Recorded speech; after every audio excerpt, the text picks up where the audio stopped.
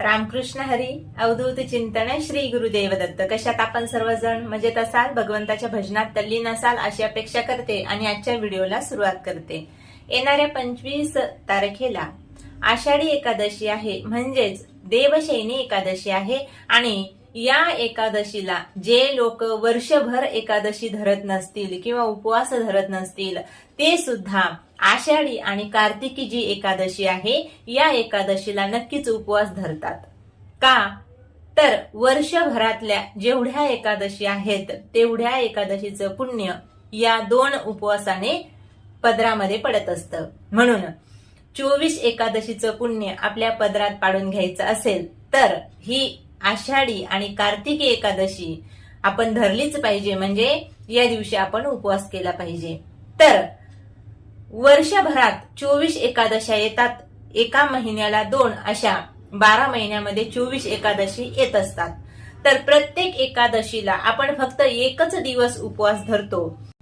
आपल्या पदरामध्ये वर्षभरातल्या एकादशीचं पुण्य जर पाडून घ्यायचं असेल तर ही जी आषाढी एकादशी आहे ती आपण त्रिदिनात्मक उपवास धरून करू शकतो. आणि 3 दिवसाचा उपवास खऱ्या अर्थाने शास्त्राने सांगितल्याप्रमाणे एकादशीचा आहे. पण आता आपण सध्याच्या हल्लीच्या काळामध्ये आपल्या मागे धावपळ असल्यामुळे आपण फक्त 1 दिवसाचा उपवास करतो. तर सगळ्यांनाही झाल्या तरी चालतील, पण ही एक एकादशी तरी आपण कशी करायला पाहिजे तर 3 दिवस उपवास धरून आपण ही एकादशी करायला पाहिजे. तर याचे जे काही नियम आहेत ते आपण या व्हिडिओमध्ये जाणून घेऊया. बघा, अगोदर 25 तारखेला एकादशी आहे तर 24 तारखेला म्हणजे शुक्रवारीच आपल्याला उपवास धरायचा आहे. उपवास म्हणजे निरंकार नाही.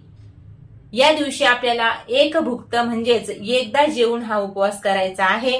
आणि सकाळी उठल्यापासून दशमीला अगदी सकाळी उठल्यापासून भगवंताचंच नामस्मरण. मग आता ते कोणत्याही देवाचं तुम्ही भजन करू शकता, कुठल्याही भगवंताचं भजन करू शकता, पण सकाळी उठल्यापासून आपल्याला जे काही नियम आहेत ते माहीत पाहिजेत. कारण पूर्ण एकादशीचं पुण्य आपल्या पदरात पाडून घ्यायचं असेल तर नियम हे काटेकोरपणे आपल्याला पाळावे लागतील.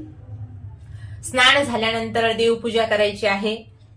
तुमचा जो आराध्य दैवत आहे त्या देवतेची तुम्ही उपासना करू शकता. दिवसभर नामस्मरण आपल्याला करायचं आहे. कारण कामामध्ये काम, काही म्हणा राम राम.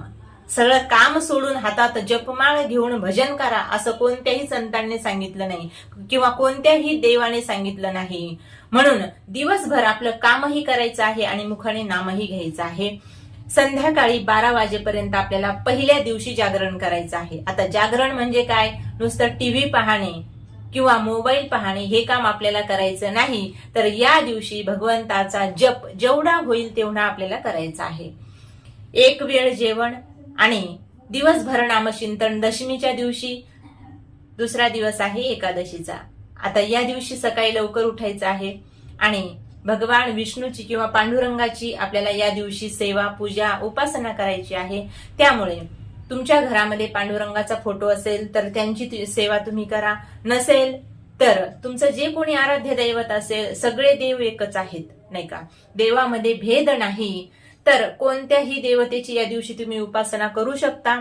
पण आता हा जो उपवास आहे, ही जी एकादशी आहे ही विष्णू भगवंताची आहे, म्हणजेच आमच्या पांडुरंगाची आहे. तर पांडुरंग हा सगळ्यांचाच आहे. तुम्हाला जे आवडेल ते नामस्मरण या दिवशीही करू शकता, काही हरकत नाही. आणि ज्यांना खरोखर भगवान विष्णूची उपासना करायची असेल त्यांनी ओम नमो भगवते वासुदेवाय नमः या मंत्राचा दिवसभर जप करायचा आहे. किंवा साधं सोपं विठ्ठल विठ्ठल नाम दिवसभर जपायचं आहे. आता हे सुद्धा काम सोडून हे काही भजन करत बसायचं नाही, तर तुमचं कामही सुरू ठेवा आणि भजनही करा. रात्री 12 वाजेपर्यंत याही दिवशी आपल्याला जागरण करायचं असतं. तिसरा दिवस जो आहे तो आहे द्वादशीचा. आता ही द्वादशी आपल्याला सोडायची आहे. म्हणजेच 2 दिवसाच्या उपवासाचं तिसऱ्या दिवशी आपल्याला पारणं करायचं आहे. जेव्हा तुम्ही पारणं करायला लागाल त्यावेळी भगवंताला अगदी गोडाधोडाचा नैवेद्य समर्पित करायचा आहे. कारण 3 दिवसाचं आपण हे व्रत केलेलं आहे. पहिल्या दिवशी संकल्प करून सुद्धा तुम्ही हे व्रत करू शकता. पण जर तुम्हाला संकल्प नसेल करायचा तर काही हरकत नाही. मग तिसऱ्या दिवशी जे आहे द्वादशी असते आणि सुंदर पद्धतीचे पक्वान्न तुम्ही तयार करू शकता। गोडाधोडाचा नैवेद्य भगवंताला समर्पित करायचा आहे आणि त्यावरती तुळशी पत्र मात्र ठेवायला विसरायचं नाही। आणि आपणही उपवास सोडताना अगोदर तुळशी पत्र आणि पाणी ग्रहण करायचं आहे, त्यानंतरच उपवास सोडायचा आहे। अंबरीश राजाने द्वादशीच केली होती आणि द्वादशीचा महिमा या अंबरीश राजाने वाढवला होता, आपल्याला कथाभाग माहिती आहे। तर द्वादशी केल्यानंतर द्वादशीच्या दिवशी सुद्धा आपल्याला फक्त एकच वेळ जेवायचं आहे। मग आता 3 दिवसाची सेवा आपण करत आहोत। पहिल्या दिवशी दशमीच्या दिवशी तुम्ही संकल्प करू शकता कशासाठी ही सेवा करत आहात, हे व्रत करत आहात हे सुद्धा तुम्ही सांगू शकता देवाला। 3 दिवसाचं व्रत तुम्ही करताय, मग या 3 दिवसामध्ये काही नियम आपल्याला करायचे आहे। सर्वात महत्वाचा नियम, या दिवसामध्ये ब्रह्मचर्याचं पालन केलं पाहिजे। वाईट कुणालाही बोलायचं नाही, नकारात्मक कुणालाही बोलायचं नाही आणि खोटं तर अजिबात बोलायचं नाही। 3 दिवस का होईना, पण जसं आपण शरीरासाठी उपवास धरतोय त्याच पद्धतीने मनासाठी सुद्धा, आत्म्यासाठी सुद्धा आपण उपवास धरला पाहिजे की मी 3 दिवस कुणाशीही खोटं बोलणार नाही, कुणाचाही द्वेष करणार नाही, कुणाच्याही धनाचा लोभ करणार नाही, कुणाविषयी माझ्या मनामध्ये मोह उत्पन्न होणार नाही। जर हे षडविकार बाजूला ठेवून जर आपण ही सेवा केली तर ती लवकरात लवकर भगवंतापर्यंत जाऊन पोहोचते। पहिल्या दिवशी दशमीच्या दिवशी एकदा जेवायचं आहे। मग याच्यामध्ये मसूरची डाळ किंवा कोणत्याही डाळी वापरायच्या नाहीत। तर कांदा लसूण सुद्धा या दिवशी आपल्याला खायचा नाही, कारण एकादशीच्या व्रताला कांदा लसूण चालत नाही। म्हणून दशमीच्या दिवशी सुद्धा आपण या गोष्टी कटाक्षाने पाळायच्या आहेत।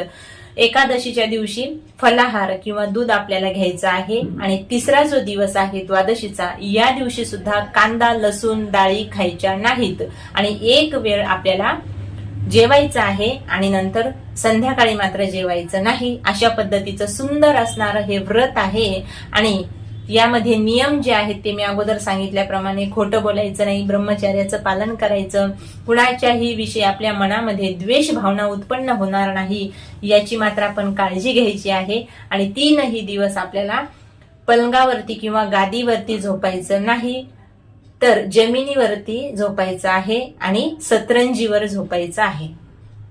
तर अशा पद्धतीची ही उत्तम पद्धतीची सेवा आहे आणि ही सेवा भगवंतापर्यंत नक्कीच जाऊन पोहोचते, कारण संकल्पयुक्त आपण ही सेवा करत आहोत आणि वर्षातल्या सर्वच एकादशीचं पुण्य आपल्या पदरात पडतं। कशामुळे? अशा पद्धतीचं तुम्ही हे व्रत केल्यामुळे।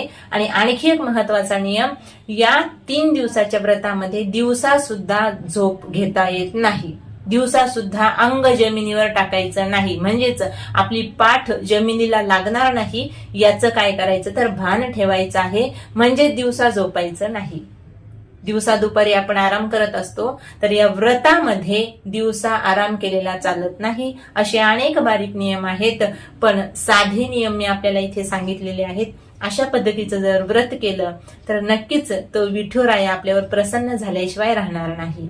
रामकृष्ण हरी।